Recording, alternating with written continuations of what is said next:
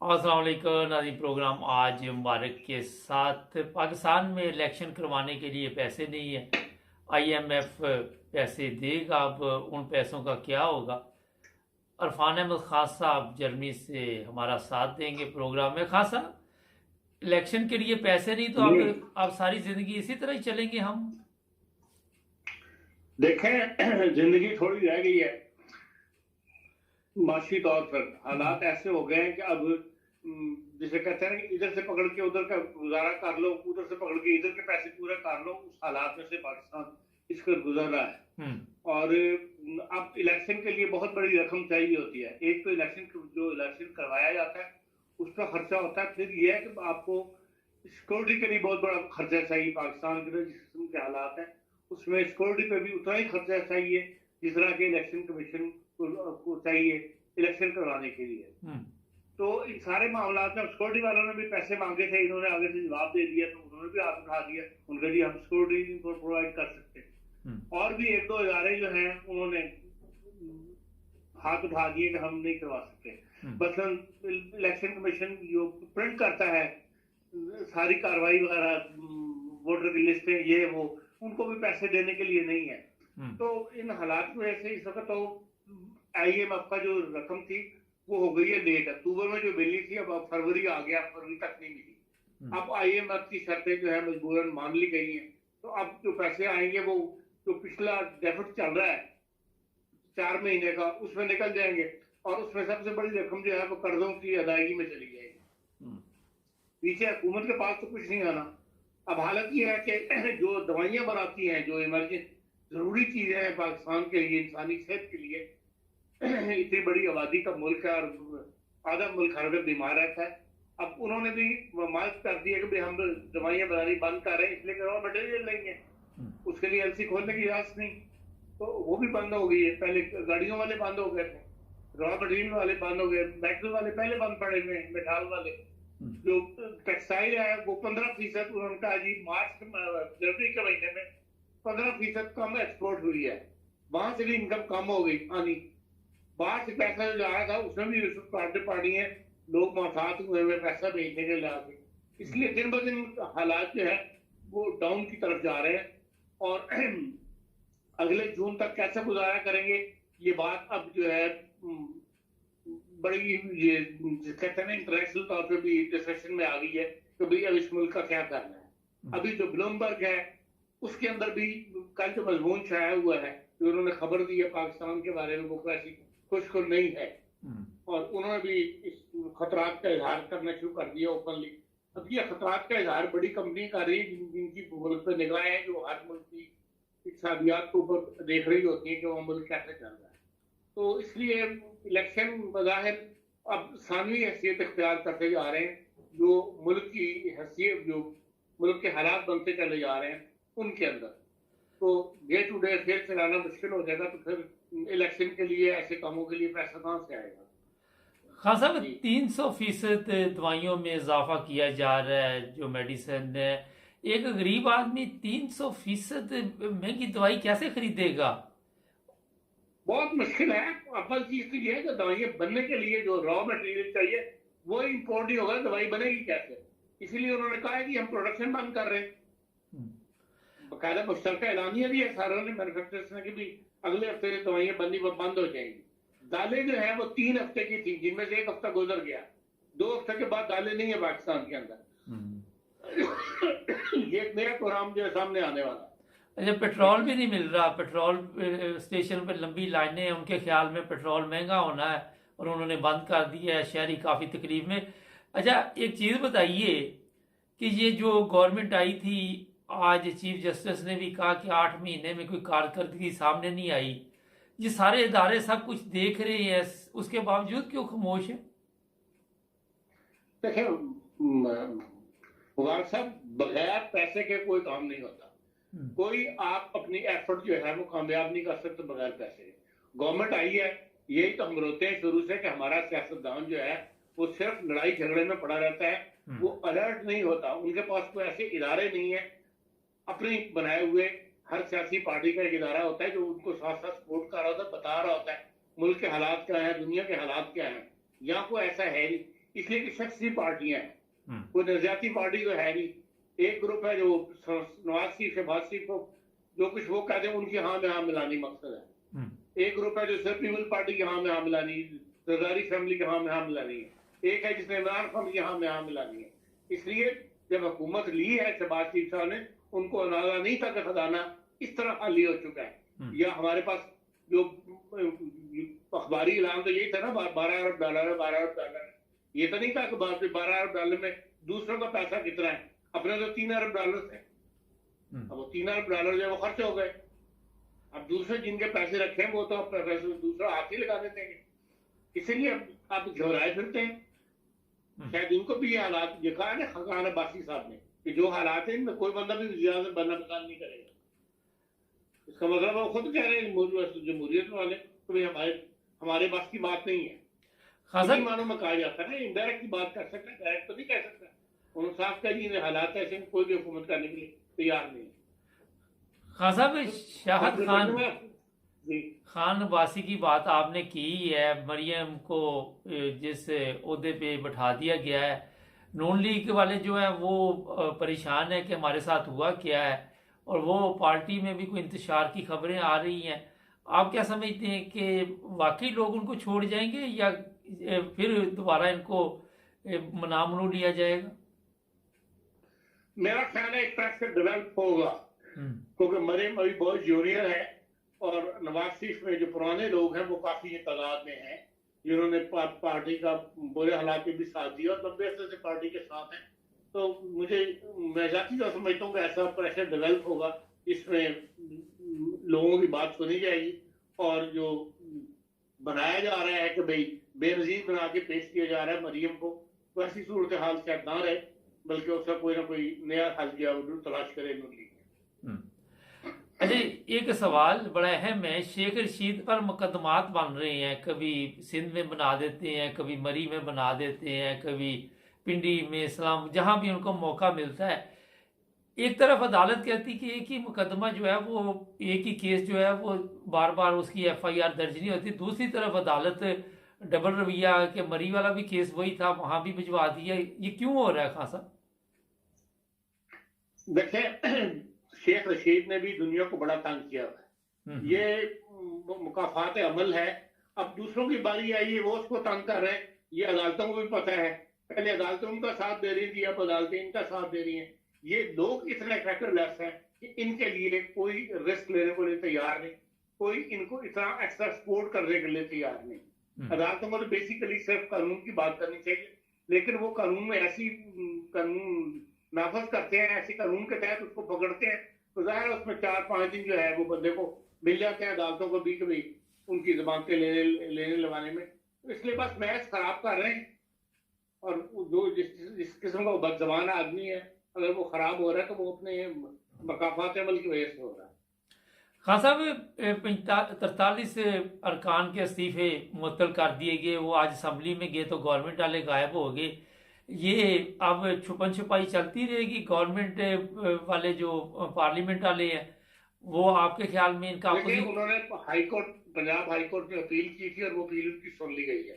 Justice Shahid करीम ने वो appeal सुन ली है और वो नोटिफिकेशन जो मुअत्तल हो गया है, और अब बाई इलेक्शन को भी उन्होंने रोक दिया पंजाब हाईकोर्ट ने। उन्होंने कहा कि आप बाई इलेक्शन नहीं करवाते जब तक हम इस मुकदमात का फैसला नहीं करते। उनकी प्ले ये है कि भाई इन्होंने इस्तीफे दिए थे लेकिन इस्तीफे वापस ले लिए थे, और वापस इस्तीफे लेने के अब उनका भी जज जो है वो अली जफर है, एडवोकेट SM जफर का बेटा।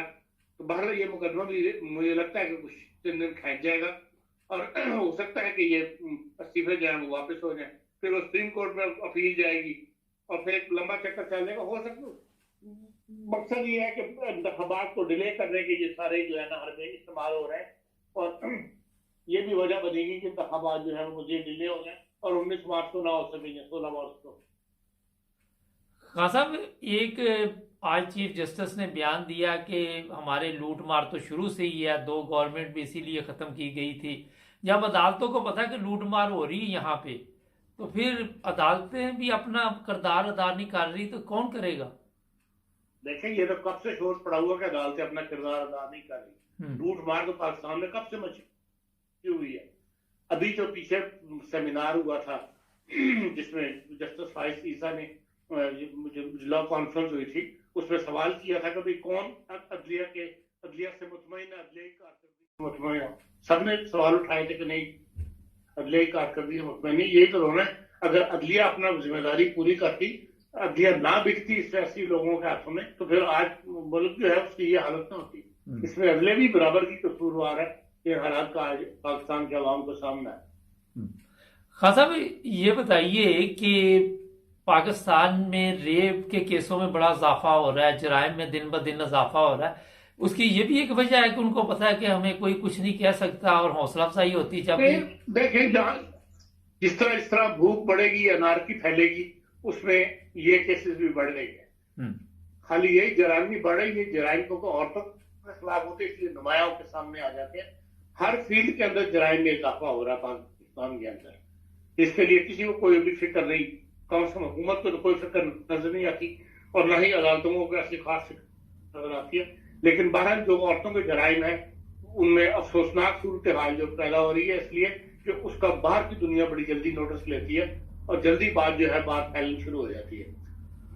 खासा ये तुर्की के दौरे पे बड़ी स्पीड से जाने लगे थे शहबाज शरीफ, तो फिर तुर्की गवर्नमेंट ने माजरत की। वो कहीं उनको ये तो नहीं डर पड़ गया था कि कहीं दोबारा कहीं हमारे हालात अभी खराब हैं तो ये हमारा भी टाइम जाया करेंगे? क्या इतनी जल्दी क्या थी इस दौरे की? मैं समझता हूँ कि देखें, वसाइट के दौरे में जा रहे थे या तुर्की के दौरे में? तुर्की के दौरे में। देखिए, तुर्की के दौरे के लिए तुर्की की हुकूमत ने खुद रोका है। जो इंटरनेशनल मीडिया में छपी है बात वो ये है कि तुर्की हुकूमत इस वक्त मसरूफ है उनके अपने बहाल करने पे, जो सूरत हाल को दरपेश है उसके अंदर लोगों की मदद करने में मसरूफ है, और वो इन चक्रों में पड़ना नहीं चाहते कि लोगों के इस्तेमाल किया और उसके ऊपर अपना वक्त जाया करें। इसलिए जो इंटरनेशनल प्रेस में आई है कि तुर्की ने रोका है, और लिखने वाले ने तो यहाँ तक तंज किया है कि इससे 86 लाख डॉलर जो है वो पाकिस्तान के बच गए, और तुर्की ने रोक के एहसान किया है हुकूमत पाकिस्तान से, जिसको एक एक डॉलर की जरूरत है। और इस दौरे के ऊपर 86 लाख डॉलर खर्च होना था उनके वफद डेलीगेशन पे, और जो जिन होटल में की बुकिंग करवाई गई थी उससे तुर्की ने बचा लिया है। लेकिन बात यह है कि तुर्की इस वक्त वेलकम करने में, इमदाद के लिए जो टीमें जा रही हैं उनको वेलकम कर रही है। देख लें 15 जहाज हैं इसराइल से, 15 एरोप्लेन्स, 345 फौजी उनके एक जहाज मतलब दोबारा गए हैं, 150 उन्होंने पहले भेजे थे, 345 फौजी कल गए हैं, और पूरी वो मेडिकल टीमें वगैरह भी इसराइल ने वहां भिजवाई हैं, और इसराइल ने वेलकम किया। इस मदद की जरूरत है तो तुर्की इसराइल को मतलब वेलकम किया। लोग पूरी तरह फील्ड के अंदर काम कर रहे हैं, जो मेडिकल डॉक्टर है, कुत्तों वाले, पुलिस है, आर्मी है, सब इसका मदद को उतरा है, और वो ऐसी उनको वेलकम कर रहे हैं। न सिर्फ ये कि खाली तारीफ करने के लिए, ये इजहार हमदर्दी करने के लिए उनका मतलब जाहिर किया जाए, उस पर वो तैयार नहीं है। इस वजह से ये दौरा जो है बोलते हुए हुआ तुर्की की अपनी रिक्वेस्ट की। खान साहब, ये बताइए, पंजाब में एक दोबारा ड्रामा शुरू हुआ है, वहां पे तब्दीलियां भी हो रही हैं, साथ कह रहे आईनी इसकी इजाजत नहीं देता, कानून इसकी इजाजत नहीं देता, जूनियर जो अफसर हैं उनको वहां पे मुकर्रर किया जा रहा है, अदालतें खामोश हैं, इलेक्शन कमीशन खामोश है, गवर्नर पंजाब नई गोली करा रहा है कि मैंने तो असम्बलियां तोड़ी नहीं है। लेकिन ये जब असम्बली बनी, जो कायम ये अबूरी हुकूमत बनी, इस वक्त जो कायम मकाम है, इस पे तो उसने दस्तखत किए हैं, तो ये क्यों नहीं सीधी बात करते? देखिए, पंजाब के अंदर जो है ना एक घमासान जिसे कहते हैं वो मचा हुआ है, इसलिए कि कोई भी जो है वो सारे ये चाहते हैं कि इंतखाबात हो जाए तो ज्यादा बेहतर है, लेकिन जो पार्टी की क्यादतें हैं वो रुकावटें खड़ी कर रही है। जो रुकावटें, सबको डर है कि भाई हम इस वक्त जीत नहीं सकेंगे, नून लीग सब ये समझती है कि हम जीत नहीं सकेंगे। इमरान खान साहब भी की पोजीशन जो है वो कमजोर हुई हुई है, लेकिन आम आदमी ये चाहता है कि इसका हल यही है कि इलेक्शन हो जाए, लेकिन ना इलेक्शन कमीशन तैयार है, ना हमारे इलेक्शन कमीशन तो तैयार इसलिए नहीं कि उनके पास पैसे नहीं है, और हुकूमतें जो है उनमें जो सियासी लीडर है, लीडरान है, वो अपनी पोजीशनों की वजह से, इसलिए वहां पर एक खिचड़ी सी जो है बनी हुई है, और इसका रिजल्ट क्या निकलेगा अब ये तो मुमकिन है तो कोई सुप्रीम कोर्ट तक चला जाए या अदालतों में चला जाए और वहां से कोई फैसला ले ले क्लियर कट कि हाँ इस तारीख को इलेक्शन होने चाहिए, तब इसका कोई हल निकलेगा, वरना ये सूरत हाल इसी तरह चलती चली जाएगी। खान साहब, एक बड़ा अहम मसला है जिस पर मुझे कुछ लोगों ने मैसेज भी भेजे हैं, मैंने कहा आपसे पूछते हैं। मजहबी नफरत में इजाफा हुआ है। पिछले चंद दिनों में जो अहमदी हैं उनकी मसाजिद को नुकसान पहुंचाया गया है, आग भी लगाई गई है, कराची में भी तोड़ फोड़ की गई है। एक तरफ हमारी हालत ये है पाकिस्तान की कि हम हर जगह पे मांगने पे जा रहे हैं, कोई हमें भीख नहीं दे रहा, अंदरूनी हालात खराब हैं, लेकिन मजहबी नफरत में कमी क्यों नहीं आ रही? देखिए, मजहबी नफरत में जो लोग अमली इकदाम उठा रहे हैं उनको देखें ना, वो लोग हैं जो फायदा उठाते हैं मुल्क में अनारकी फैले, मुल्क के अंदर अनरेस्ट फैले, तो उसमें जो गैप बनता है उसमें वो अपने आप को नुमाया तौर पर पेश करने के लिए कि हाँ जी हम भी जिंदा है, हम भी हमारी बात मानो, नहीं तो हम ये करें, उसके लिए वो शुरू तो छोटी ताकतों से होते हैं जिनकी तरफ से उनको जवाब नहीं मिलना या जिनकी वजह से हुकूमत ने उन पर कोई हाथ नहीं डालना। इस तरह भी वाकयात पिछले दिनों में हुए हैं। कोई भी, हमें तो गिरफ्तारी का पता नहीं लगा और ना ही ये पता लगा कि हाँ हुकूमत उस पर किसी फिक्रमंदी का इजहार किया हो, किसी कोर्ट ने फिक्रमंदी का इजहार किया हो। जो कमीशन बनाया था डॉक्टर शहब सलील की तारफ में पीड़ितों का, उसने किसी तरफ से कोई मूवमेंट की हो, कोई रिपोर्ट तैयार की हो, कोई ऐसी सूरत हाल नहीं हुई। और ये मजहबी मुनाफरत जो है वो खास तबके ने फैलाई है जो अपना मसला जो है वो हल करना चाहते हैं। तहरीक तालिबान हो पाकिस्तान या जितने भी इंतहा पसंद कुव्वतें हैं जो तहरीक लब्बैक को नुमाया सामने ला के उनसे ये काम करवाती हैं, उन्हीं की तरफ से ये मजहबी नफरत फैलाई जा रही है।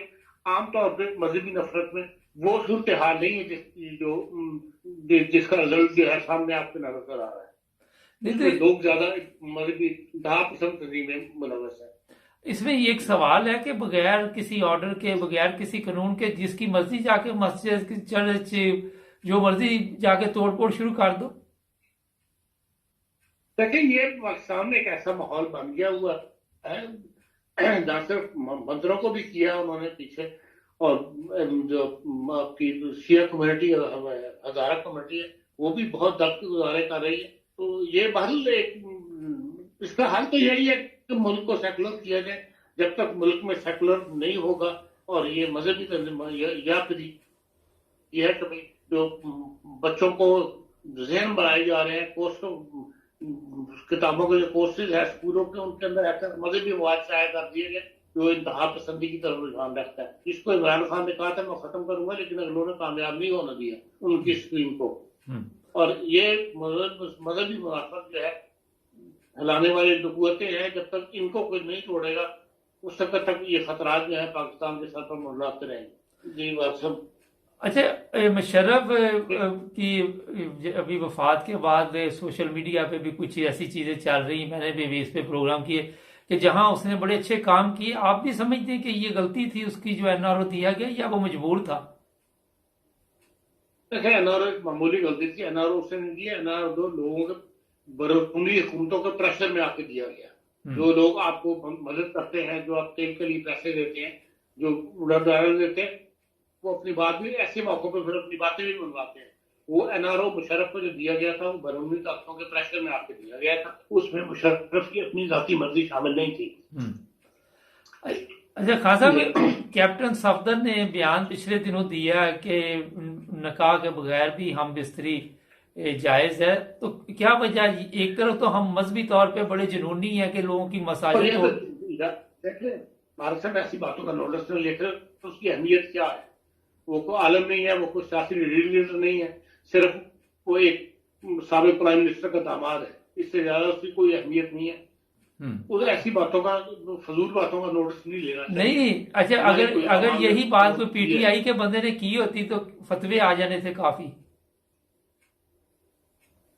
हाँ, इसलिए तो उनको जो बात करने वाले मुखालिफ लोग हैं वो फिर पैसा लगा के ऐसे अखबार को, ऐसे मीडिया लोगों को खरीद कर फिर अपनी बात को अहमियत दिलवाने के लिए खड़े रहते हैं साथ। हाँ साहब, आप देख रहे हैं वैसे कि इमरान खान की गिरफ्तारी होने वाली है? हो सकती है, मुमकिन है। कोई खून खराबा होगा?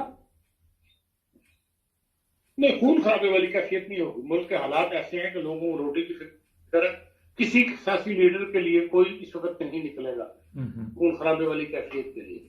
हमसे फायदा सड़कों पर ले आए वो और बात है, लेकिन ये तो खून खराबे वाली कैफियत का वो ऐसा नहीं होगा। ये गवर्नमेंट, ठीक है मार्क्सन, ओके, थैंक यू। ठीक। ये अरफान अहमद खान साहब थे। नाज़रीन, असल जो प्रॉब्लम है वो है हमारी अदलिया। अगर आप मेरे से पूछे, अदलिया ने अपना रोल अदा नहीं किया। आज अगर मजहबी नफरत है, मजहबी तौर पे या वैसे ख़वातीन के साथ जो मसाइल बने हुए हैं या लाकानूनियत है, सबको पता है कोई सजा नहीं होनी, जो मर्जी करते थे। तो ये जो हालात बने हुए हैं आप सबके सामने, खान साहब ने ये बात कही कि कैप्टन सफदर की बात नहीं करनी चाहिए। यही बात अगर किसी और ने की होती, किसी ऐसे बंदे ने जो पीटीआई से तल्लुक़ रखता हो या कोई ऐसा जिसके खिलाफ गवर्नमेंट हो, तो तूफान आ जाना था। ये भी एक अदल पे ना चलने का सबूत है आप सबके सामने। मामूली चीज़ें नहीं समझनी चाहिए इन बातों को। उसकी वजह ये है कि जो गैर इस्लामी बात है, गलत बात है, उसको गलत कहेंगे तो आपको फिर शऊर आएगा, समझ आएगी। जब वो ऐसे बंदों की भी बल्ले बल्ले करेंगे तो मेरा ख्याल है कि उससे माशरे में और भी मसाइल जन्म लेते हैं। हमारे चैनल को सब्सक्राइब करें, जुड़े रहें हमारे साथ। 1947 में गांधी जी ने अपने वजीरों को कहा कि सादा जिंदगी गुजारें। मैं तुम्हें रामचंद्र जी या कृष्ण की मिसाल नहीं दूंगा, क्योंकि वो कोई तरीखी आदमी नहीं थे। मैं मजबूर हूं कि उस्मान की और उमर की मिसाल दूं। वो बहुत बड़ी सल्तनत के मालिक थे, मगर उन्होंने फकीरों की तरह जिंदगी गुजारी। अस्सलाम वालेकुम नाज़रीन, प्रोग्राम आज मुबारक के साथ शेख रशीद को मरी पुलिस के हवाले एक दिन कर दिया गया और आज उस पर तशद्दुद किया जाएगा। पिछले दिनों तो उसे कुर्सी के साथ बांधा गया और उसको ये मैसेज पहले दिया गया जेल में कि इमरान खान का साथ छोड़ दो, इमरान खान को नाअहल करार दिया जाएगा, इमरान खान अब दोबारा नहीं आएगा। और अगर आपको पता हो तो जब इमरान खान की गवर्नमेंट गई थी तो मैंने ये कहा था कि अब इमरान खान के लिए बहुत मुश्किल है कि दोबारा इक़्तिदार में आ जाए। इसलिए शेख रशीद को तोड़ा जा रहा है और लोगों को भी गिरफ्तार किया जाएगा। जो असल मुकदमा है उस पर तो बातचीत नहीं हुई, और जब ये शेख रशीद नहीं माना, फिर जज साहब जो हमारे वहाँ पे बैठे हुए हैं अदालतों में, उन्होंने कहा फैसला महफूज कर लिया गया। फिर वो फैसला कहाँ से आया, मेरा ख्याल मैं रोज़ाना आपको बताता रहता हूँ, और उसका एक दिन का रिमांड दिया गया और इस पर तशद्दुद करो और ऐसा तरीका अपनाओ कि ये हमारी बात मान ले। कभी आंखों पे पट्टी बांध दी जाती है, कभी हाथ पीछे बांध दिए जाते हैं। जो लोग सामने आते हैं वो इतने बुज़दिल है कि वो सामने आके बात भी नहीं कर सकते। और हमने लेना है कश्मीर। जो शेख रशीद के सामने आके बात नहीं कर सकते, उन्होंने कश्मीर फतह करना है। क्या बात है यार, ज़बरदस्त। अच्छा, अब ये जो तरीका है ये इसलिए सिस्टम चल रहा है कि किसी तरह इमरान खान को कमज़ोर किया जाए। तमाम हरबे इस्तेमाल किए गए, मगर उसकी मकबूलियत में इजाफा हुआ। मैं आप सबको आज खुल के बता देता हूँ कि मेरा जो ज़ाती ख्याल है, जो मेरी सोच है, वो ये है कि हो सकता है अगले चंद दिनों में, हो सकता है आज कल परसों, ये इमरान खान को गिरफ्तार करने की कोशिश करेंगे और वहाँ पे होगा खून खराबा। हो सकता है इसी रोले गोले में इमरान खान पे भी कोई बंदा फायर खोल दे और फिर मुल्क में जो इनकलाब है उसके बाद आएगा। जो मैं चीज़ आपको बता रहा हूँ, काफ़ी इस पर मैंने सोचा और फिर आपको ये बात बताना ज़रूरी समझी कि इमरान खान को रास्ते से इन्होंने हटाना है। अब इन्होंने उसे गिरफ्तार नहीं करना। वो इसलिए नहीं गिरफ्तार करना कि गिरफ्तार ये कर लेंगे तो लोग रोज़ाना मुल्क के लिए, आप सबके इल्म में है कि मसला खड़ा करेंगे, लोग सड़कों पे आएंगे। तो ये चाहते हैं कि एक दहाई ऐसा रास्ता अख्तियार किया जाए। हमारे चीफ ऑफ आर्मी स्टाफ साहब भी अमेरिका में हैं इंग्लैंड से अमेरिका गए और वजीर खारजा भी बैरून मुल्क दौरे करते रहते हैं। ये पूरा गैंग जो है ना, ये इमरान खान को अब रास्ते से हटाएगा। उसमें इनको कोई फर्क नहीं पड़ता कि मुल्क टूट जाए, अवाम मर जाए, कुछ भी हो जाए। उसकी वजह एक तो ये है कि अगर इमरान खान की जिंदगी है तो इनकी मौत है। मगर एक चीज ध्यान में रखे कि जो इनकी सोच है कि अगर इमरान खान की मौत है तो हम जिंदा रह जाएंगे, तो ये भी जिंदा नहीं छोड़ेगी, कौम नहीं इनको बख्शेगी। इनके घरों के बाहर ज़ाहिर है फिर जो हालात बनेंगे उसमें जाने की जरूरत नहीं। वो आप खुद भी अंदाजा लगा सकते हैं कि ये लोग फिर मुल्क से भागेंगे और फिर बाहर जाके दोबारा ये टोलाबाजी करके ठंड जब पड़ जाएगी उस वक्त ये दोबारा आके पाकिस्तान पर गवर्नमेंट करेंगे, कोशिश करेंगे। लेकिन क्या हालात बनते हैं। ये जो खबरें आ रही है कि मार्शल लॉ लगाने की तैयारी की जा रही है, दूसरी तरफ अदालतें भी दोनों तरफ खेलती हैं, चीफ इलेक्शन कमीशन एक तरफ खेलता है, सदर मेरे ख्याल में तो दोनों तरफ खेल रहा है। लोग कहते नहीं एक तरफ खेल रहा, लेकिन मेरा ज़ाती ख्याल है कि दोनों तरफ खेल रहा है। उसके पास पावर भी नहीं है, मगर वो भी अगर पावर होती भी तो आज तक हमारे जितने सदर आए हैं उनके हालात आप सबके सामने हैं। कोई कारनामे नहीं है उनके ऐसे कि जिन पर फख्र किया जाए। असम्बलियाँ कभी तोड़ दी, कभी कुछ तोड़ दिया, यही चलता रहा। लेकिन असम्बलियाँ तोड़ने के बाद भी जो असम्बलियाँ आई वो भी चोरों की आती रही और यही खेल खेलते रही अवाम के साथ। अभी तक वही खेल है और आहिस्ता आहिस्ता ये खतरनाक होता जा रहा है। ये नहीं कि इसमें कोई कमी आई हो, किसी इसमें फर्क पड़ा हो।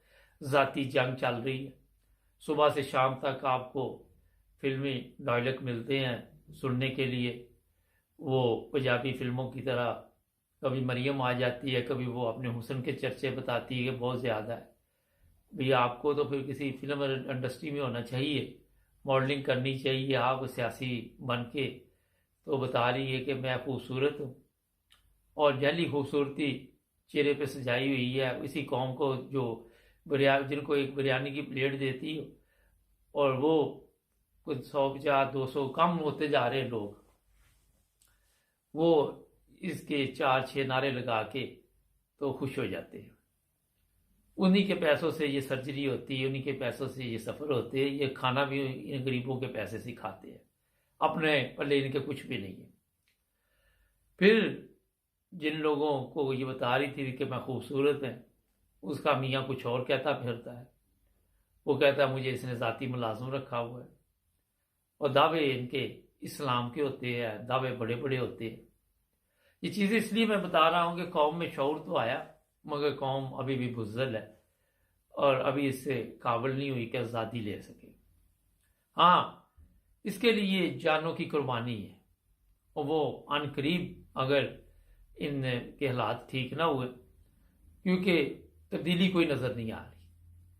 आप देख रहे हैं कि कोई होता है कि 19-20 का फ़र्क पड़ जाता है, लेकिन दिन ब दिन उसमें इजाफा हो रहा है। महंगाई की भी वजह है और महंगाई की वजह से अवाम हो सकता है कि कल को इस वजह से भी सड़कों पर निकले और फिर उधर से और भी मसाइल जो इकट्ठे हो रही है, एकदम ही ये सब कुछ है फिर खाना जंगी में तब्दील हो जाए।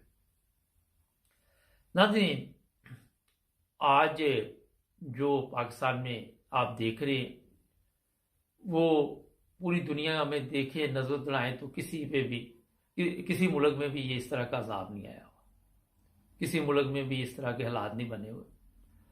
मैं देख रहा था कल एक दावत में था तो वहाँ पे भी बातचीत हो रही थी कि इंडिया हमसे बहुत आगे निकल गया और इंडिया पे हम इल्ज़ाम देते हैं कि इसने हमें ये कासा पकड़वाया है जो फ़कीरी का लेके हमारा वज़ीर आज़म भी फिरता है, हमारा चीफ ऑफ आर्मी स्टाफ भी फिरता है और भी इसकी टीम के लोग निकल जाते हैं मांगने के लिए और फिर कोई जो दे उसका भी भला, जो ना दे उसको गालियाँ निकाल के आ जाते हैं और फिर उम्मीद लगा के बैठ जाते हैं। तुर्की पता नहीं कहा जा रहा है कि वज़ीर आज़म ने जाना था, अब नहीं जा रहे। मुझे ये अभी तक मुकम्मल इसकी यही खबर मिली। तो आप अंदाज़ा करें कि अक्ल के अंधे लोग हैं ये, इनको अक्ल नहीं है कि उनके मुल्क में वो जल्जला आया हुआ है, वो सदर परेशान है, वो पार्लियामेंट परेशान है। आपकी तरह बगैरत तो नहीं है वो कि आप की तरह वो अवाम का भी पैसा खा जाए, सब कुछ खा जाए। वो बंदा अगर आप देखें जो तुर्की का सदर है, वो बड़ा डिस्टर्ब इस वक्त अपनी कौम के लिए। वो कौम का लीडर है, आपकी तरह हरामखोर नहीं है। वो अपनी कौम को वक्त देना चाहता है, आप उसका वो भी वक्त बर्बाद करने के लिए वहां गए हैं। ये जाना या नहीं जाना उसने मना कर दिया, लेकिन जो सोच है मैं उस पर बात कर रहा हूं। इनकी अक्ल का अंदाजा लगाएं। मतलब होता है कि बंदे के पास वो कहता तेरे पास कपड़े नहीं है, तेरे पास जूती नहीं है, तेरे पास खाने को कुछ नहीं, लेकिन तेरे पास खाने को कुछ नहीं और तेरे पास दिमाग भी नहीं है। ये जो सर्जरियां करवाती फिरती है कि मैं बहुत खूबसूरत है, इनके दिमागों की सर्जरी होनी चाहिए। वहां पे बिजली के वो झटके नहीं, वो जब जानवर को इधर यूरोप में ज़िबा करते हैं तो दोनों कानों पे रखते हैं वो बिजली, फिर वो पीछे से बटन दबाता है तो वो बेहोश हो जाता है। इनको वो लगने वाले हैं। इनके दिमाग हिले हुए हैं, अपनी जगह पे काम नहीं कर रहे। तो वो जानवर को तो हल्की देते हैं ना जरा बिजली, इनको तेज देनी चाहिए, वो तो बेहोश हो जाते हैं। ये मेरा ख्याल है दूसरे काम के लिए चाहिए। ये हालत है इन लोगों की, मैं बिल्कुल सही आपको बता रहा हूं। तो जनाब जो तरक्की याफ्ता अपनी तरफ से ये नंबर बनाने के लिए तैयार थे, मरियम भी साथ, वो भी साथ, इन्होंने महंगे होटलों में रहना था, उनकी कौम पर अजाब आया हुआ है। ये अपने चक्कर में पड़े होंगे कि वहां पिकनिक मनाएंगे मरियम औरंगजेब, क्योंकि वो सबको खुश रखती है और भी इनके मसाइल वो देखती रहती है। फिर उसकी बैटरी चार्ज करते हैं, फिर वो आके वहाँ पे मीडिया पे जो भी बकवास करती है रोजाना आप सुनते हैं। मैं तो वैसे बंद कर देता हूँ क्योंकि मुझे मेरा दिन भी खराब हो जाता है और मेरा मूड भी खराब हो जाता है। तो आज पाकिस्तान का जो अभी मैं देख रहा हूँ हिसाब किताब वो यही है कि इमरान खान की जिंदगी इस वक्त खतरे में है। अभी मुझे स्विट्जरलैंड से एक दोस्त का मैसेज आया कि इमरान खान ने अगर गिरफ्तारी दे दी तो ये एक और इम्तहान आ जाएगा कौम के ऊपर, इसलिए वो गिरफ्तारी ना दे। इमरान खान को भी समझाना काफ़ी मुश्किल काम है। वो भी अगर समझता, अगर वो तरीके के साथ चलता, सियासत में थोड़ा सा इसको अबूर हासिल होता, मैदान जिस तरह इसने छोड़ दिया, मैं हर प्रोग्राम में कहता हूँ, तो मैदान ना छोड़ता अपना। और जब मैदान खाली कर दिया तो ये फिर खुद ही खेल ले। इसी तरह होता है जब एक ही टीम मैदान में खेल रही हो और दूसरी टीम ही ना हो तो फिर जो मर्जी वो टीम करती। फिर राजा रियाज बड़ा परेशान है। अभी मुझे लग रहा है कि ये सुप्रीम कोर्ट में जाएंगे और वहां से कुछ स्टे ऑर्डर लेंगे, क्योंकि इनको अपनी गवर्नमेंट की फिक्र है। और ये आपको मैं बता दूं कि मेरा जाती जो ख्याल है कि पार्लियामेंट जाके भी ये कोई फायदा हासिल नहीं कर सकेंगे, क्योंकि इनको पार्लियामेंट में आराम से वो बैठने नहीं देंगे और इनकी बातचीत भी नहीं सुनेंगे। अपोजिशन लीडर बनता है या नहीं बनता ये तो अभी 1-2 दिन में आपको पता चल जाएगा। वो मेरा ख्याल है कोई और पताब खेले, क्योंकि वो 13 हरामखोर पार्टियां रली हुई, ऊपर से हमारे एक और अदारा भी साथ मिला हुआ है। तो ये मिलके अभी नई गेम डालेंगे, हो सकता अगले जज को खरीद ले। जिस तरह शेख रशीद के लिए जज जमानत नहीं होती, वो हिसाब चल रहा है। अच्छा, इन जजों के नाम शाम लिख लें, इनसे भी पूछगिछ बात में करनी है कौम ने। ये लिस्टें तैयार करनी चाहिए, इमरान खान को देनी चाहिए अपनी पब्लिक को कि ये जो जज वगैरह है बड़े इंसाफ के फैसले करते हैं। तो जब आप इनकलाब लाएं तो सबसे पहले इनके साथ भी इंसाफ करें, ताकि जो कुछ इन्होंने किया, जो बोया, वो काटना तो पड़ेगा इनको भी। अब देखते हैं जो पुलिस वाले हैं उनके साथ भी मेरा ख्याल है उनको भी शर्म या आनी चाहिए। कई पुलिस वाले इस्तीफे देते जा रहे हैं और कोशिश करनी चाहिए कि पुलिस वालों को भी इंसाफ के तकाजे पूरे करने चाहिए।